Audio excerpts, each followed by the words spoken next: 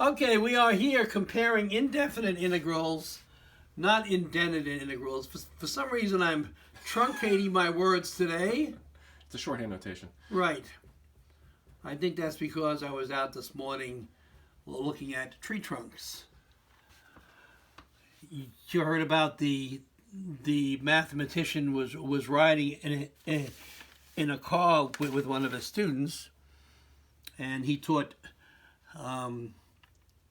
Algebra 2 and Trig, and they passed a truck loaded with lumber, and the math person says to the student, "You see that guy in there and I'm riding that truck? He's a mathematician." And the student says, "Why?" "That's easy, he's taking logs." Okay, after that really bad joke, let's go and figure out what we're doing here. We start with the same problem. dy dx equals 300 minus 0.2x. That's like a good logarithm joke. Oh.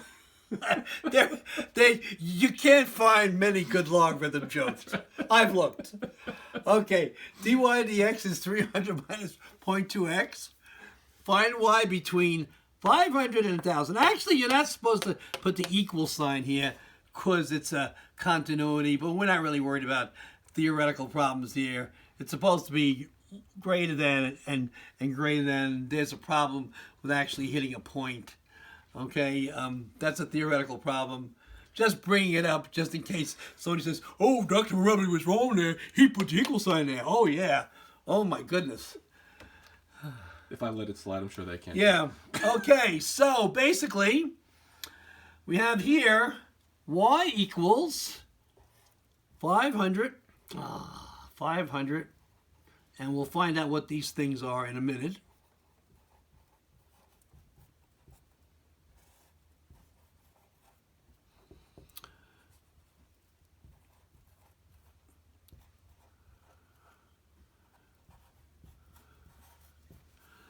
Well, we've taken this before, so let's do the indefinite integral. This is going to be 300x. The integral of dx is x.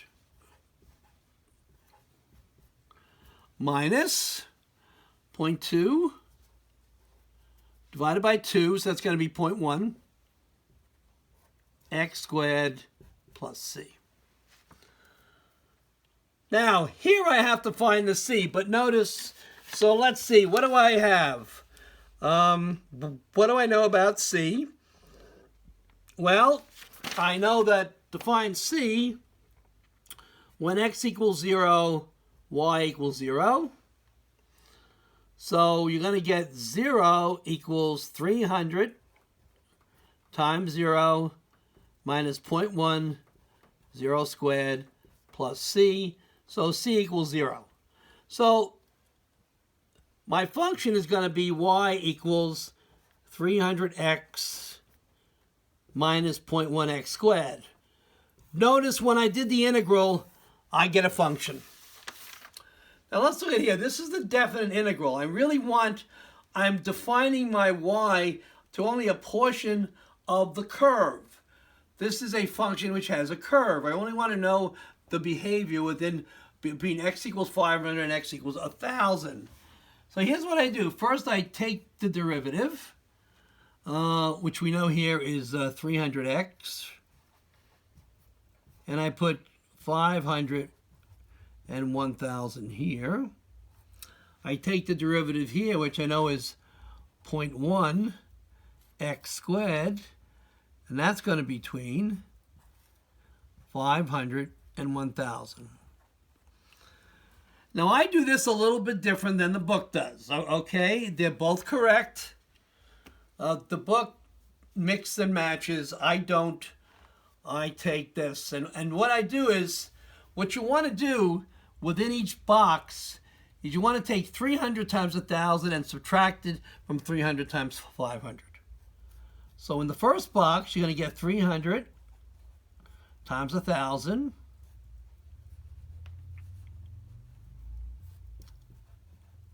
And you're going to subtract it from 300 times 500. That's the first box. The second box, you're going to take 0.1 times 1,000 squared and subtract it from 0.1 times 500 squared. Notice there's no constant here. Why? Because we're going to get a number. So the constant is mired in here. I could show you how, theoretically. I don't think we have the time to spend on that. If you want to know that, take a calculus course, a mathematical calculus course. By the way, let's make this 1,000 here, so it's really looked okay. Close the first box. And didn't I close the first box? Oh, I forgot to close the first box. You're right.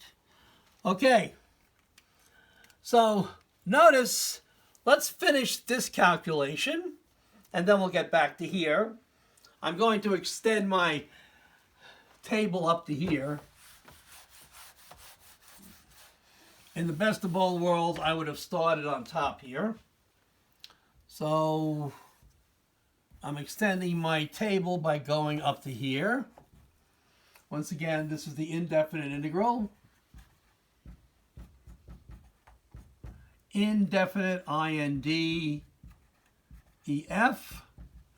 And this is the definite integral, def int.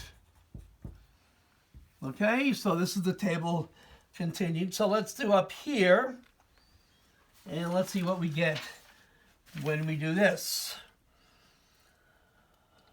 Okay, so what we're going to get is y equals 200,000 minus 150,000 minus 100,000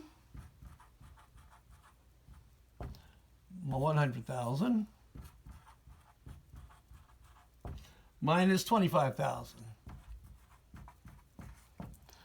And y is going to be equal to 150,000. Shouldn't it be 300,000 the first one? It's 300,000, sorry. Thank you. So 150,000 minus 75,000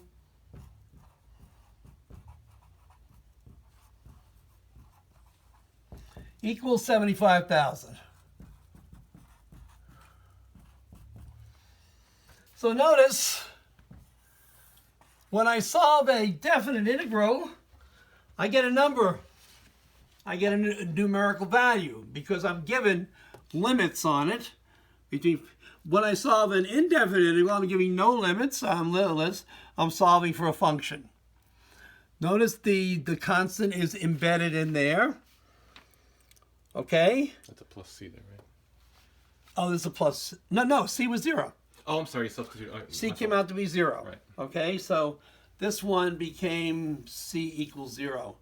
And it went down there. Right. All right, now, so you might say, well, how are these both related? I mean, when I get a definite integral, I get a number. Here I get this. Well, funny you should ask, but even if you didn't ask. But suppose I take this function here, and I solve it, and I'm going to take this function here, and I'm going to substitute in y equals 500.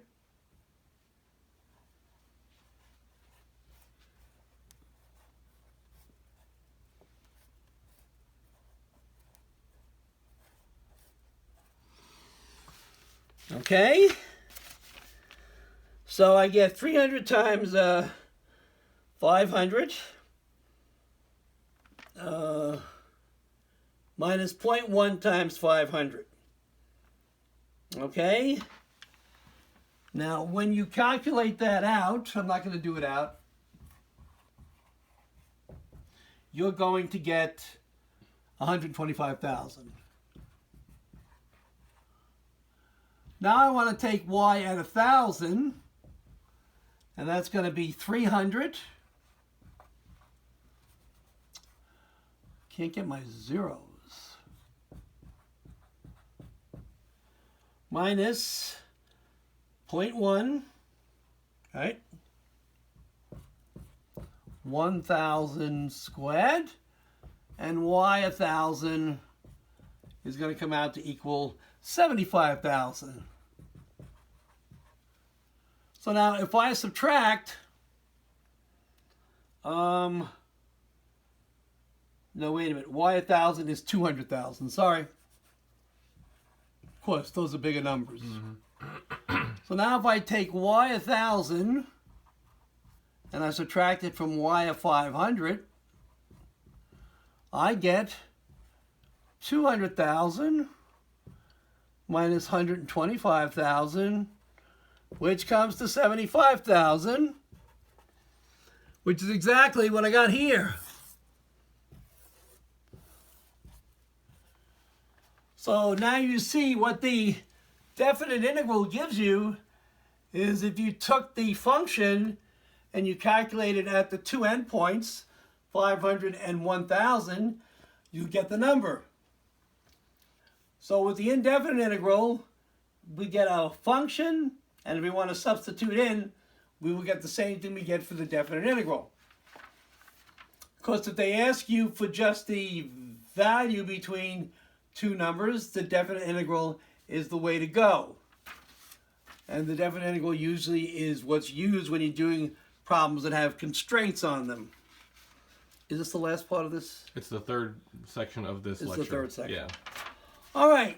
So, how many minutes do you have? 3. Let's look at something called the fundamental rule of calculus. Fundamental theorem of calculus. I can erase this part because I started here.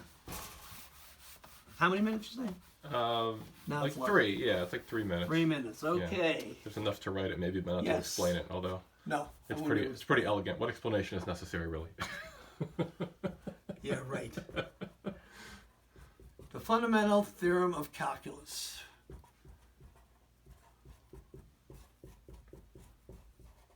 Of course, later on these things get mirabilized. Okay. Come on, come on, come on.